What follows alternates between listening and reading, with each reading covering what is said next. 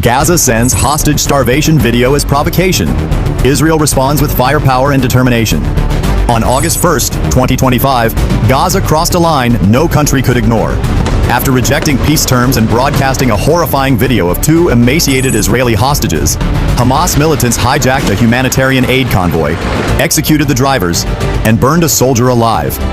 What happened next was unprecedented. Israel launched the largest coordinated drone operation in the history of the Middle East. 85 reconnaissance drones, 160 attack drones, and 980 elite commandos quietly advanced on Gaza.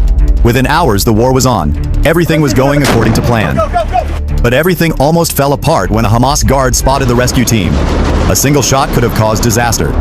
Can Israeli infantry rescue the hostages alive? And how can drones and new microweapons turn a rescue mission into a war of total annihilation? Join me as I explore the truth behind the war.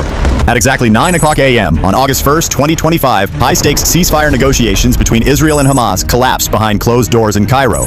Israel had issued a final demand: release all 50 Israeli hostages alive and end the war immediately. For weeks, diplomats had worked frantically to avoid a full-scale invasion. But what happened next shattered every remaining trace of restraint. Instead of a response, Hamas sent a video. Two hostages, emaciated, barely breathing, chained to the floor of a windowless room. Their ribs were visible, their eyes sunken. One collapsed mid-sentence. This was no longer political, it was psychological warfare. Just hours later, another provocation. 3 humanitarian aid trucks carrying food and medical supplies were ambushed at the Gaza entry point. The drivers were executed, the contents stolen. One Israeli soldier escorting the convoy was burned alive inside his vehicle, footage of which was later circulated on Telegram by Gaza extremists. The Israeli government convened an emergency session. One official described the situation bluntly: "We are no longer negotiating with a government, we are confronting barbarism." By midnight, the Prime Minister authorized a full-scale rescue and retaliation mission. This was not just about hostages anymore, it was about restoring a red line that had been obliterated. The Mossad, Shin Bet, and IDF were given a single directive: bring them all home, and make sure Hamas never dares again. The final line had been crossed, and what was coming next would shake Gaza to its core. Before we get into the campaign, tell me where in the world you are watching from. Now let's see what Gaza is about to face. By 2:15 a.m. on August 2nd, 2025, Israel launched its most sophisticated drone operation in history, under the codename Steel Light.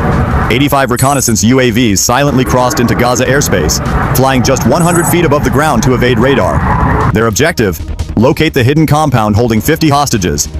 Within 40 minutes, high-resolution thermal scans confirmed the target, a fortified basement beneath a school in Khan Yunis, shielded by multiple civilian layers. At the same time, 160 Israeli strike UAVs, armed with laser-guided bombs and AI target lock systems, zeroed in on 5 of Hamas's most vital military installations.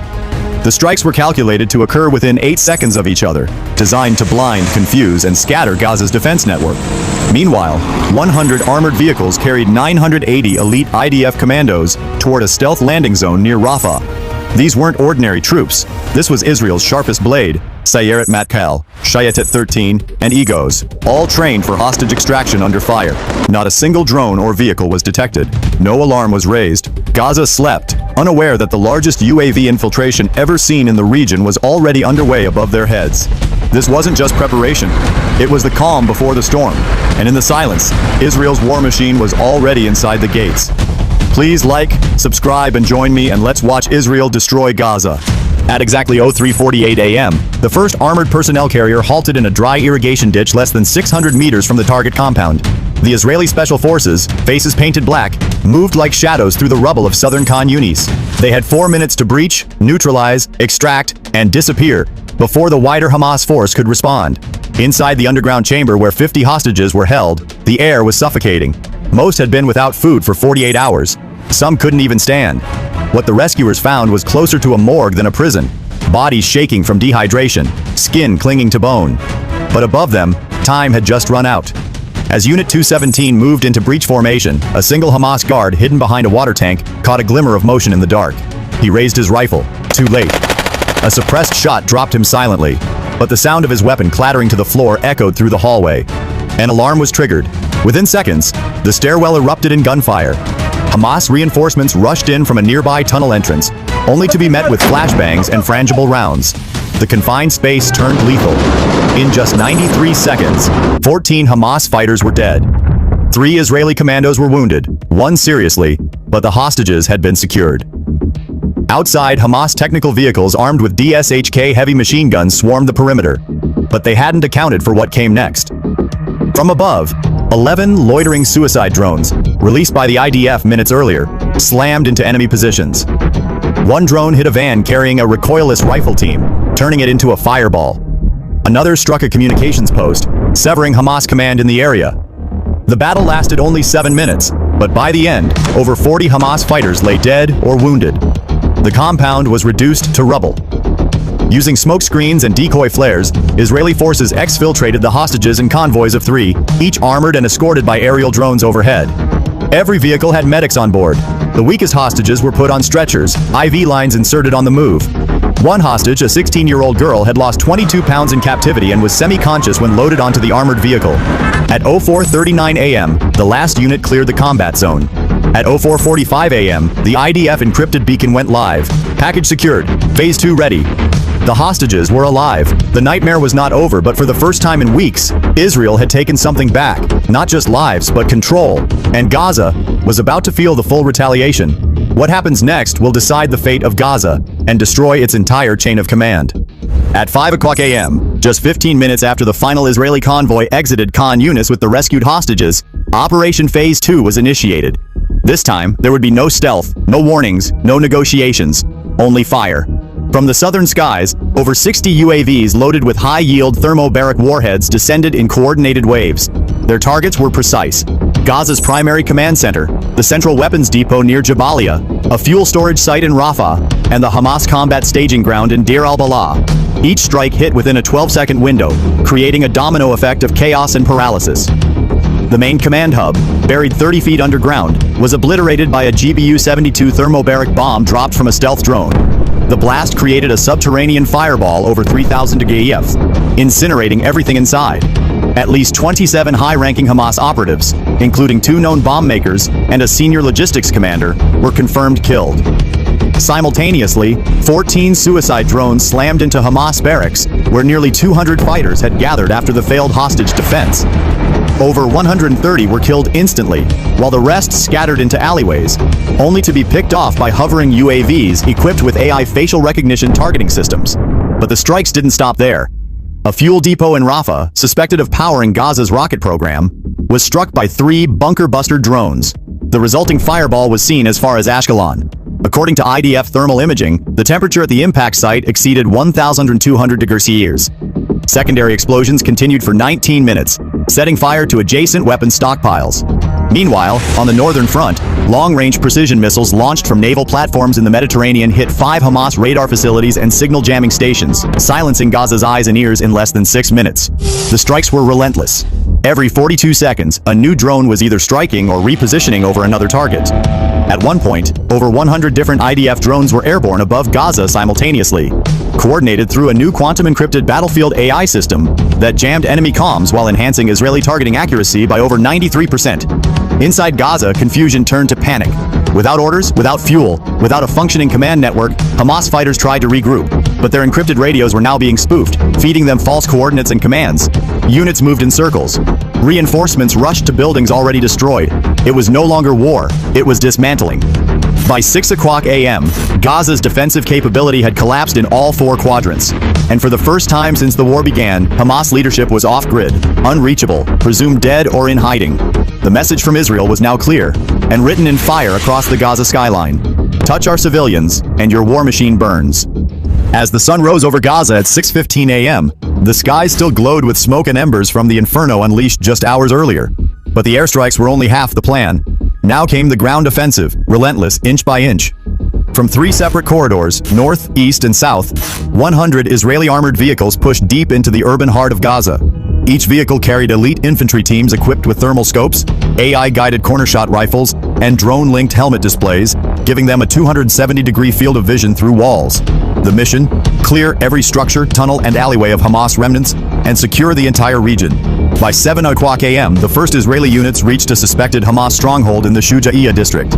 What followed was a 47-minute firefight against heavily fortified positions. Over 70 Hamas fighters were entrenched in 3 buildings, armed with RPGs and improvised mines.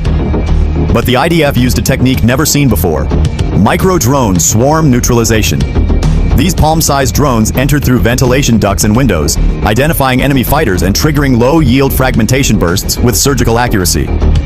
By the end of the hour, 68 Hamas fighters were confirmed dead, and not a single Israeli soldier had fallen in that zone.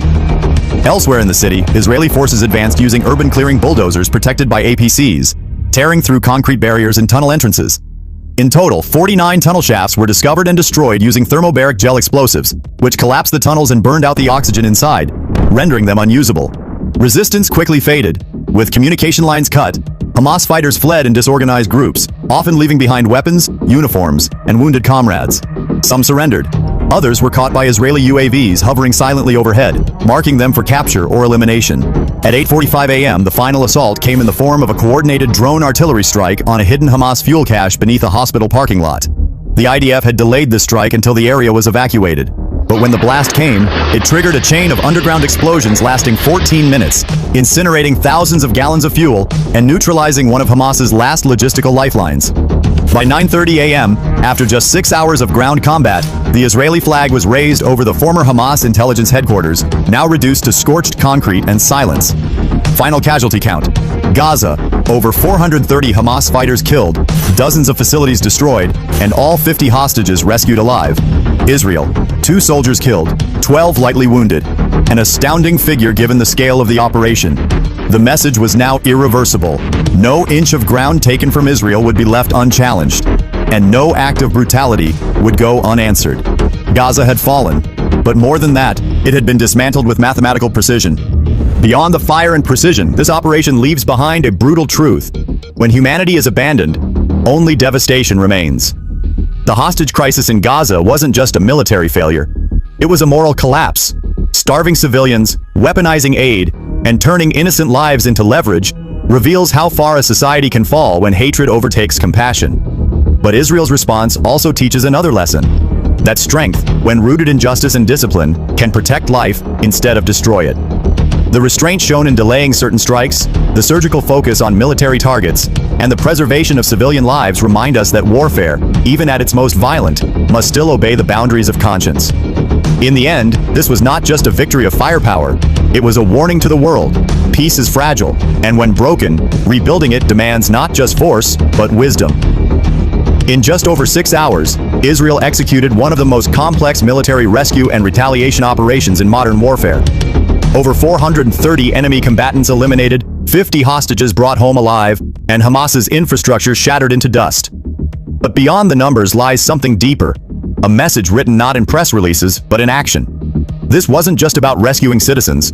It was about redrawing the lines of deterrence. It was about sending a clear signal. No crime against the innocent will go unanswered. No hostage will be forgotten, and no act of terror will be tolerated in silence. Yet for all its military brilliance, the operation carries a haunting echo. Every destroyed tunnel, every collapsed command post, every shattered wall reminds us of what happens when diplomacy fails and brutality is embraced. The Middle East has long known war, but it must now remember why peace matters more. Israel's strike was not just vengeance. It was control, precision, and restraint wrapped in overwhelming force. And for Gaza, it was a reckoning. But for the world watching, it was a lesson. Strength without justice is tyranny. But justice without strength is surrender. As the smoke clears and the region recalibrates, one truth remains. The cost of crossing the final line is never measured in headlines. It is measured in fire, blood, and silence. If you value truth, strategy, and untold stories from the battlefield, please consider subscribing, liking, and sharing this video. Your support keeps these stories alive.